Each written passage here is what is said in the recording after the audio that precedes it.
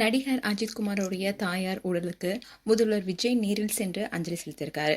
நடிகர் அஜித் குமாரோடைய அம்மா மோகினிமணி சனிக்கிழமை அதிகாலை சென்னையில காலமானாங்க. வயது முதிர்வு மற்றும் உடல்நலக்குறைவு காரணமா அவங்க உயிரிழந்ததா கூறப்பட்டுச்சு.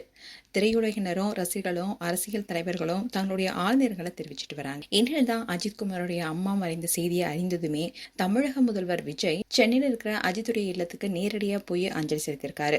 அதோட நடிகை த்ரிஷா முதல்வர் விஜயுடன் சேர்ந்து சென்று அஜித்தின் அம்மாவுக்கு அஞ்சலி செலுத்தியிருக்காங்க. மறைந்த மோகினிமணியுடைய உடலுக்கு மாலை அணிவிச்சிருக்காரு முதல்வர் விஜய்.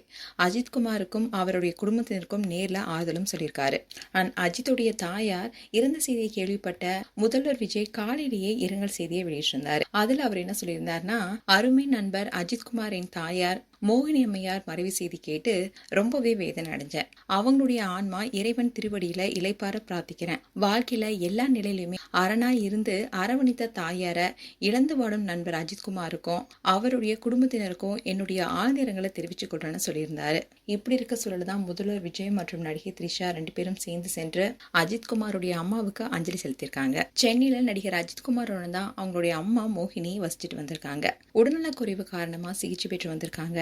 இப்படி இருக்க சொல்லதான் நேற்று காலையில காலமானாங்க. இந்நிலையில் தான் துபாயில கார்பந்தயங்கள் தொடர்பா பிஸியா இருந்த அஜித்தோ தன்னுடைய தாயார் மறைவு செய்தி கேட்டு அதிர்ச்சி அடைந்தாரு.